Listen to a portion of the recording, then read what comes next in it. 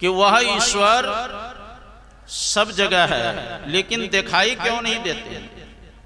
तुलसीदास जी महाराज रामचरितमानस बालकांड में लिखते हैं, भवानी शंकरो वंदे श्रद्धा विश्वास रूपिणो याभ्याम बिना न पश्यन्ति सिद्ध स्वंतस्तमीश्वर।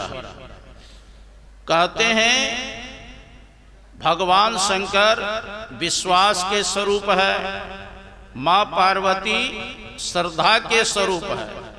आपके अंतःकरण में ईश्वर परमात्मा रहने पर भी अगर श्रद्धा और विश्वास नहीं है तो योगी लोग भी दर्शन अपने अंतःकरण में नहीं कर पाते। अगर श्रद्धा विश्वास हो तो वह परमात्मा तो सब जगह है। मोको कहाँ ढूंढे बंदे, मैं तो तेरे पास में, खोजी वही तुरंत मिल जी पल भर के तलाश। हमारे पुकार में देर है, प्रभु को आने में देर नहीं है, लेकिन विश्वास श्रद्धा होना चाहिए। जैसे द्रौपदी के साड़ी खींचना प्रारंभ किए दुशासन, साड़ी खींचते खींचते पहाड़ के ढेर लग गए, लेकिन साड़ी का अंत नहीं हुआ। पहले द्रौपदी के मन में होती थी भीष्म पितामह है, द्रोणाचार्य है, कृपाचार्य है, पांचों हमारे पति है, क्या दुशासन हमारे वस्त्र को खींचेंगे क्या। लेकिन देखा कोई भी सहायता करने वाला नहीं है, तो द्रौपदी पुकार करती है, दुख हरो द्वारिका नाथ शरण में तेरी, बिन काज आज महाराज लाज गई मेरी। दुशासन वंश कुठार महादुखदाई, अब पकड़त मेरी चीर लाज नहीं आई। पांचों पति बैठे मौन कौन गति होई, ले नंद नंदन के नाम द्रौपदी रोई। करी करी बिलाप संताप सभा में टेरी, दुख हरो द्वारिका नाथ शरण में तेरी।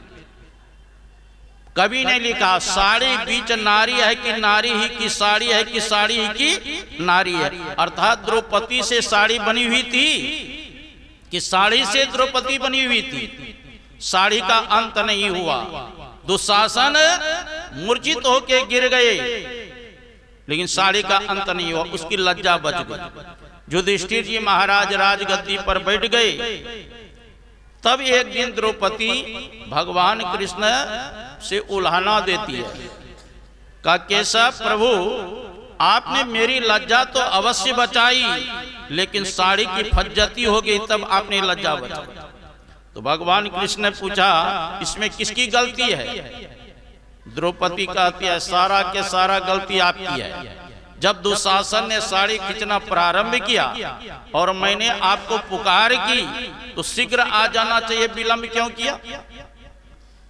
तो भगवान कृष्ण कहते हैं, देखो द्रौपदी, अपनी गलती अगर पहाड़ के समान हो तो मनुष्य उसको सुई के नोक के बराबर भी नहीं समझते, और दूसरी की गलती सुई के नोक के बराबर हो उसको पहाड़ के समान समझते हैं। बताओ तू क्या कह करके पुकार कर रही थी, दुख हरो द्वारिका नाथ शरण में तेरी।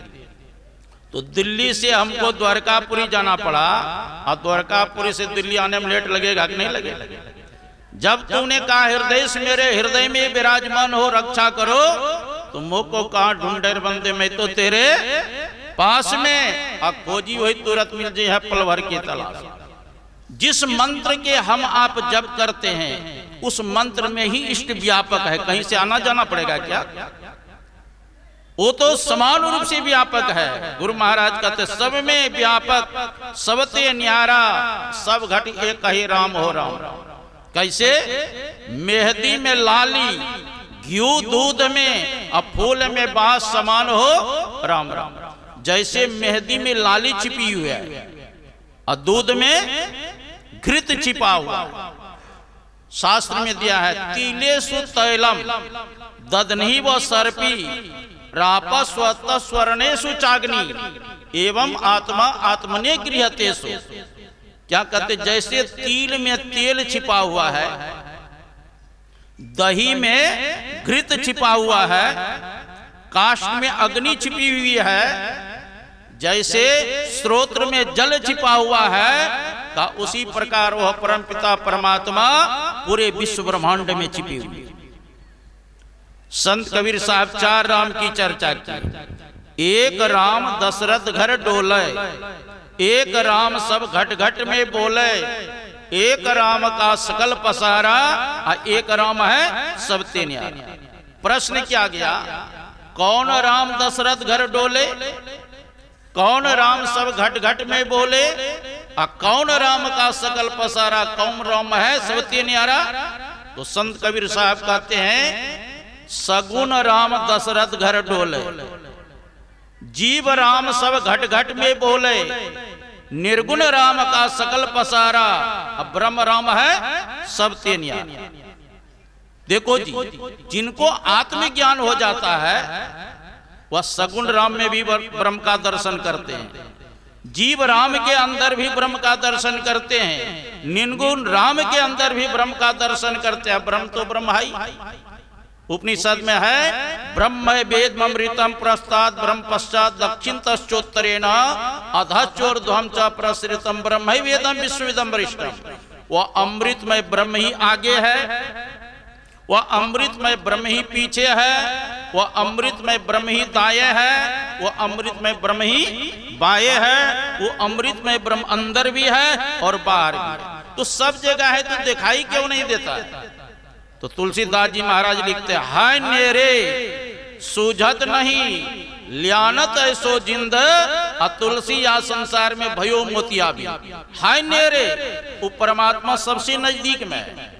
देखो शास्त्र में बताया गया है कि ज्ञानियों के दृष्टि में वह परमात्मा सबसे नजदीक है, लेकिन अज्ञानियों के दृष्टि में वह परमात्मा सबसे दूर। जैसे किसी को मोतियाबिंद की बीमारी हो जाती है तो अखबार पढ़ पाते हैं, डॉक्टर के पास जाते हैं, ऑपरेशन करके उस माड़ी को पट्टी को हटा देते हैं, लाइन से लगा देते, तब न दिखाई देता है। का उसी प्रकार जीव के ऊपर भी पट्टी पड़ा हुआ। हम लोग पाठ में अभी किए ना स्तुति विनती में, जीव के ऊपर कितने पट्टी है, घट तम प्रकाश व शब्द पट त्रय जीव पर है सारे, अंधकार प्रकाश और शब्द ये जीव के ऊपर पट्टी पड़ा। तो ये पट्टी कैसे हटेगा, तो गुरु महाराज कहते कर दृष्टि और ध्वनि योग साधन ये हटाना चाहिए, इनके हटे माया हटेगी, प्रभु से होंगी एकता। कितना खुलासा कर दी। जब दृष्टि योग साधन करेंगे अंधकार का पट्टी समाप्त होगा, शब्द साधना करेंगे तो प्रकाश और शब्द ये 2 पट्टी हट जाएंगे, तब अपने स्वरूप का ज्ञान होगा कि मैं कौन हूं। हनुमान जी से भगवान श्री राम ने मुक्ति को उपनिषद में पूछे कि बताओ हे भक्तराज हनुमान, हम में और तुम में क्या अंतर है। तो हनुमान जी ने कहा था देह दृष्टवा तो दासो हम, जीव दृष्टवा तो दंश कहा, वस्तु तस्तु तदेवा इति में निश्चितम मत। शरीर के दृष्टि से आप हमारे स्वामी हैं, मैं आपका दास हूं। जीव के दृष्टि से आप अंशी हैं, मैं आपका अंश हूं। और तत्व रूप में जो आप हैं सो मैं हूं, जो मैं हूं सो आप है, मेरे आप में कोई अंतर नहीं। सोते ही ताही तो ही नहीं भेदा, बारी बिची गा वही भेदा। जैसे जल और तरंग में कोई भेद नहीं है, उसी प्रकार आत्मा और परमात्मा में कोई भेद नहीं। वेद के 4 महावाक्य, तत्त्वमसि, तत्त्वम असि, तत्व न वह, त्वम मन तुम, असि मन हो तुम, वही हो जो परमात्मा है। ईश्वर अंश, जीव अविनाशी, चेतन अमल, सहज सुखराशि। अयम आत्मा ब्रह्म, यह आत्मा ही ब्रह्म है। प्रज्ञानम ब्रह्म, यह आत्मा ही ज्ञान स्वरूप है। अहम ब्रह्मास्मि, अहम ब्रह्मास्मि, मैं ही ब्रह्म हूं, यह अद्वैत सिद्धांत है। जब संतों के शरण में जाएंगे, उससे युक्ति जान करके एक नाम का जप करेंगे, एक रूप का ध्यान करेंगे, दृष्टियों का अनुसंधान करेंगे, तो अपने स्वरूप का ज्ञान होगा, परमात्मा का दर्शन होगा, अवागमन का चक्र समाप्त हो जाएगा। ये आप लोगों से हम थोड़ा सा कहा, अब पूज्य के मुखारबिंद से विशेष रूप से श्रवण करें। बोलिए श्री सद्गुरु। Please like and subscribe my channel and click the bell icon to get new video updates. And please share with all your friends